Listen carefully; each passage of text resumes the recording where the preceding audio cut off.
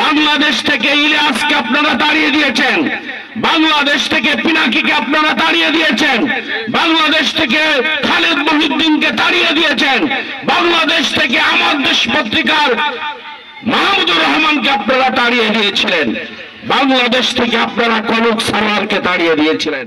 আমরা জানি আর কোনো ভুল না করি, ভুল আজকে থেকে আমরা দেশ স্বাধীন হওয়ার ভুল করতে আছি, আমরা মার খাতে আছি, আমরা জান দিতে আছি, জেল খাটতে আছি, গুম হতে আছি। প্রত্যেকটা জিনিস ইসলামী আন্দোলন কর্মীরা করেছে, ত্যাগ করেছে, কিন্তু শোক করেছে অন্যজন।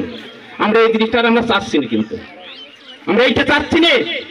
সেজন্য আগামী জাতীয় সংসদ নির্বাচনে আমাদের রাহাবার চুয়াডাঙ্গা 2 আসনের সবার স্পন্দন, আমাদের জেলা আমির, আমাদের প্রতীক হবে দাঁড়িপাল্লা, ইনসাফের প্রতীক ইনশাল্লাহ, ইনসাফের প্রতীক ইনশাল্লাহ দাঁড়িপাল্লা। এই দাঁড়িপাল্লা মার্কায় আগামী জাতীয় সংসদ নির্বাচনকে ভোট দিয়ে আমরা রুল ভাইকে জয়যুক্ত করতে নাকি বলেন। সবাইকে তৌফিক দান করুন। ছাত্র জনতার তাদের মনের একটা স্পৃহা, তাদের চাওয়া, তাদের চাওয়ার সাথে এদেশের ছাত্র জনতার সাথে মিশে গিয়েছিল এবার আন্দোলনে সকল পেশার সকল মানুষ। সুতরাং মানুষ চায় এখন একটি স্থিতিশীলতা এবং ইসলাম সম্বলিত সুন্দর একটি কনস্টিটিউশন, সেইটা দিতে পারে বাংলাদেশে একমাত্র জামাত ইসলামী। সেই জন্য আগামী দিন ইসলামী ভাবসম্পন্ন সকল দলগুলি যদি একটা প্ল্যাটফর্ম তৈরি হয়, তখন একটি যুদ্ধ হবে।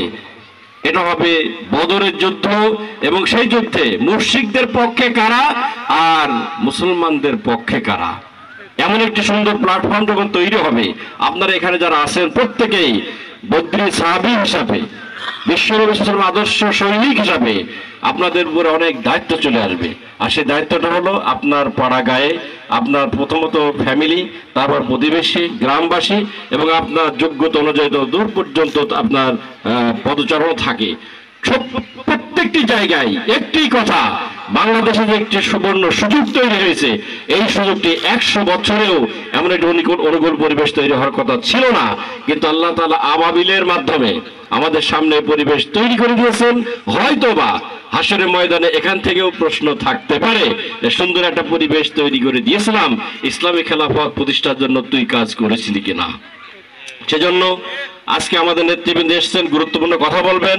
আপনাদের কাছে উদাত্ত আহ্বান রাখবো, আমরা এই সুবর্ণ সুযোগটি হাতছাড়া করতে চাই না, আর চাই না বলেই এখান থেকে আপনারা আজকে নির্দেশনা পাবেন, সে অনুযায়ী এখন থেকেই ভোট চাওয়ার কাজটি করবেন এই আশাবাদ। বিচার হলে মাওলানা মতিউর রহমান নিজামীকে ফাঁসি দেওয়া যেত না, ন্যায় বিচার হলে আমাদের অসংখ্য ভাইকে রাস্তায় ধরে গুলি করে হত্যা করা যেত না, ন্যায় বিচার হলে হেলিকপ্টার থেকে গুলি চালিয়ে ছোট ছোট সন্তানদের বুককে ঝাঁঝরা করে দিয়ে মেরে ফেলা যেত না, ন্যায় বিচার হলে আমার সন্তান এমএ পাস করেছে, তাকে আবার 10 লাখ 20 লাখ 30 লাখ টাকা দিয়ে চাকরির জন্য অন্য নেতাদের পায়ের কাছে গিয়ে দিনের পর দিন মাথা কুটে বসে থাকতে হতো না, ন্যায় বিচার হলে বুয়েট বিশ্ববিদ্যালয়ে আবরার হত্যা করা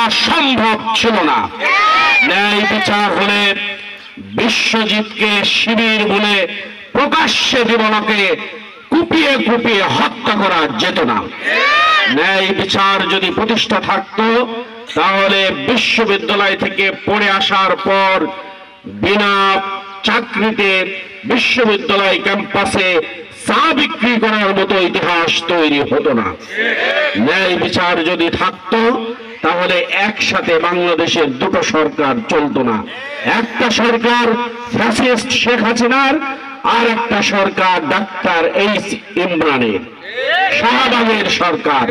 শাহবাগ থেকে যখন বলতো পতাকা উড়বে, তখন পতাকা উড়তো, যখন বলতো কালো ব্যাজ ধারণ করুন, কালো ব্যাজ ধারণ করা হতো, যখন বলতো পতাকা অর্ধনমিত না রাখা হবে, পতাকা অর্ধনমিত রাখা হতো। এইটা ছিল একটি হীরক রাজার দেশের গল্পের মতো একটা রাজ্য সভা।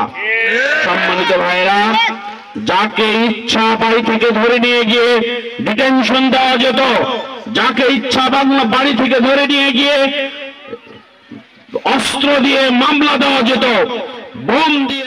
সালের পর পরে বলেছিল আমরা সোনার বাংলাদেশ গড়ে দেব, আমরা সোনার বাংলাদেশ পাইনি।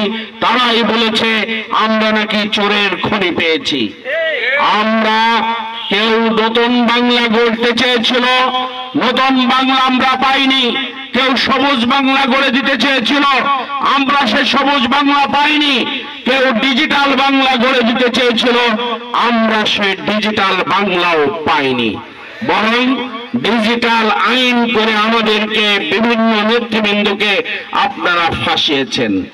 বাংলাদেশ থেকে ইলিয়াসকে আপনারা তাড়িয়ে দিয়েছেন, বাংলাদেশ থেকে পিনাকিকে আপনারা তাড়িয়ে দিয়েছেন, বাংলাদেশ থেকে খালেদ মহিউদ্দিনকে তাড়িয়ে দিয়েছেন, বাংলাদেশ থেকে আমার দেশ পত্রিকার মাহমুদুর রহমানকে আপনারা তাড়িয়ে দিয়েছিলেন, বাংলাদেশ থেকে আপনারা কনক সারওয়ারকে তাড়িয়ে দিয়েছিলেন।